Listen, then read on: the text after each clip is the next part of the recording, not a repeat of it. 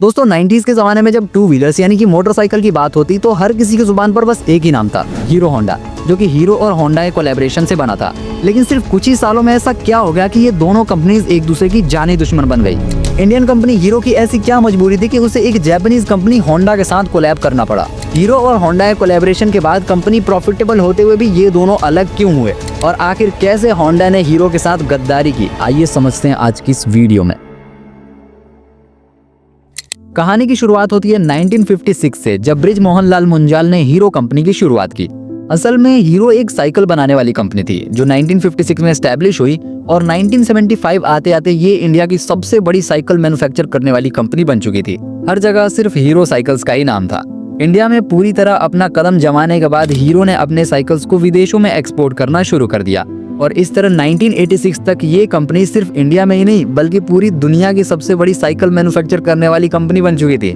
इसी दौरान ब्रिज मोहन लाल ने ये रियलाइज किया कि इंटरनेशनल मार्केट में मोटरसाइकिल का बिजनेस बहुत तेजी से एक्सपेंड हो रहा है और इंडिया में भी इसका एक अच्छा स्कोप हो सकता है, क्योंकि इंडिया में उस टाइम टू व्हीलर्स के नाम पर लोगों के पास बस दो ही ऑप्शन थे, स्कूटर और मोपेड। इसीलिए वो इस गैप को फिल करना चाहते थे। इंडियन मार्केट में वो मोटरसाइकिल उतारना चाहते थे, लेकिन उनके पास सबसे बड़ा चैलेंज था बाइक में यूज होने वाला इंजन, क्योंकि उस टाइम इंडिया में इंजन बनाने की टेक्नोलॉजी थी ही नहीं और बिना इंजन के मोटरसाइकिल बनाना तो पॉसिबल ही नहीं था। इसलिए उनके पास एकमात्र ऑप्शन था कि किसी विदेशी कंपनी के साथ कोलैबोरेशन किया जाए जिसके पास इंजन बनाने की टेक्नोलॉजी हो। उस टाइम इंडिया में लिबरलाइजेशन नहीं आया था, मतलब कि कोई भी विदेशी कंपनी सीधे इंडिया में आकर इन्वेस्ट नहीं कर सकती थी। लेकिन गवर्नमेंट ने इस चीज की छूट दे रखी थी कि अगर कोई इंडियन कंपनी चाहे तो वो किसी फॉरेन कंपनी के साथ मिलकर इंडिया में अपना बिजनेस एक्सपेंड कर सकती है। बस इसी चीज का फायदा उठाते हुए ब्रिज मोहन लाल ने अपना प्रपोजल होंडा को भेजा।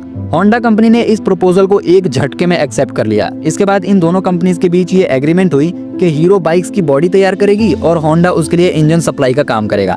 इसके अलावा इन्होंने एक एनओसी भी साइन किया जिसके अकॉर्डिंग ये दोनों कंपनीज फ्यूचर में कभी भी एक दूसरे के अगेंस्ट अपना प्रोडक्ट लॉन्च नहीं करेंगे। इस डील से दोनों कंपनीज खुश थे क्योंकि हीरो को इंजन मिल रहा था और होंडा को इंडियन मार्केट, और यहीं से होती है शुरुआत हीरो होंडा की।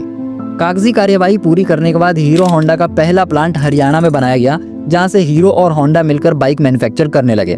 1985 में हीरो होंडा ने अपनी पहली बाइक CD100 को लॉन्च किया और लॉन्च होते ही ये बाइक बहुत तेजी से पॉपुलर हुई, क्योंकि टू व्हीलर्स के तौर पर मोटरसाइकिल का ये कॉन्सेप्ट लोगों को बहुत पसंद आया और दूसरा इसका माइलेज बहुत ही कमाल का था। इवन कंपनी ने इस बाइक को एक टैगलाइन भी दी थी, fill it, shut it and forget it.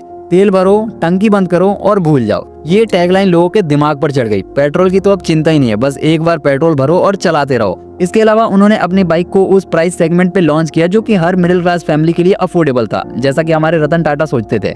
इतनी अफोर्डेबिलिटी की वजह से इस बाइक की सेल काफी हाई थी। पहली बाइक की सक्सेस के बाद हीरो होंडा ने CD100 SS और CD100 डिलक्स लॉन्च की, लेकिन इसी दौरान जापानीज करेंसी में उछाल आ गई, जिसकी वजह से जो स्पेयर पार्ट्स जापान से इंपोर्ट हो रहे थे उनके रेट्स बढ़ने लगे। ऐसे में हीरो होंडा के लिए एक अफोर्डेबल बाइक बनाना काफी मुश्किल था, क्योंकि स्पेयर पार्ट्स ही जब महंगे आ रहे हैं तो बाइक सस्ती कैसे हो सकती थी। इसके अलावा मार्केट में हीरो होंडा के बहुत कॉम्पिटिटर्स भी आ चुके थे, जैसे कि बजाज, यामाहा, TVS। लेकिन इन कंपनीज की बाइक काफी महंगी होती थी क्योंकि इनका टारगेट शहर में रहने वाले अमीर लोग थे।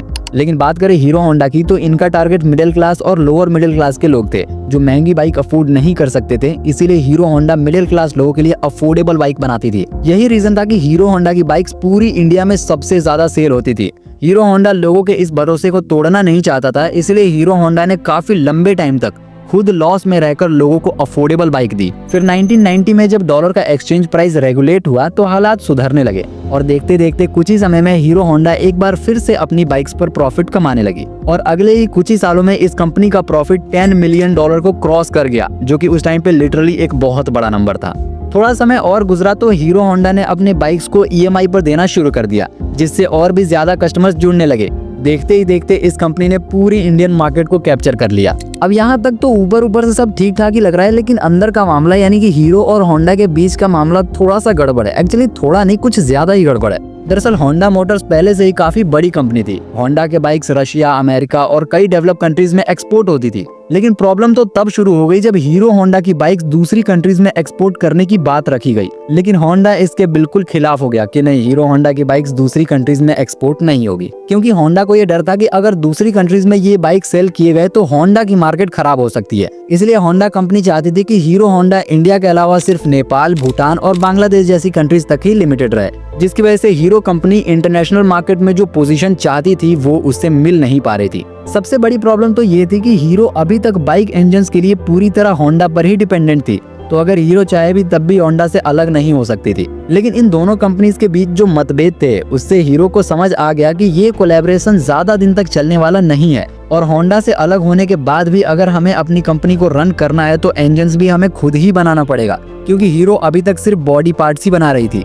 उसके बाद हीरो ने इंजीनियर्स की टीम हायर की और बिजनेस में जो उन्हें प्रॉफिट होता हीरो उससे बाइक इंजन्स बनाने में इन्वेस्ट करने लगा। ये चीज होंडा को बिल्कुल पसंद नहीं आई और दोनों कंपनीज के बीच मतभेद और बढ़ने लगे। लेकिन यहाँ पर होंडा ने गद्दारी की। कोलैबोरेशन के टाइम दोनों कंपनीज के बीच एक एनओसी साइन हुई थी जिसके अकॉर्डिंग इन दोनों में से कोई भी कंपनी एक दूसरे के कंपटीशन में प्रोडक्ट लॉन्च नहीं करेंगी।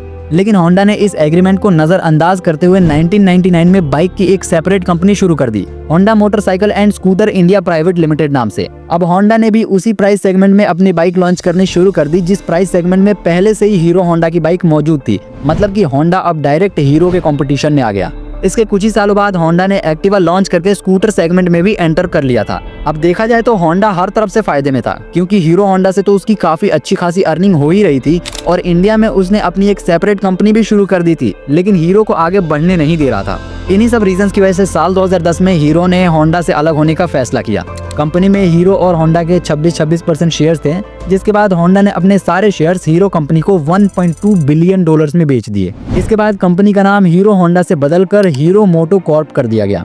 हीरो और होंडा जब एक दूसरे से अलग हुए तो हर किसी को लगता था कि होंडा के बगैर हीरो कुछ नहीं कर सकता, लेकिन आज हीरो दुनिया की सबसे बड़ी बाइक मैन्युफैक्चर कंपनीज में से एक हो चुकी है और इंडियन मार्केट को पूरी तरह से कैप्चर कर लिया है।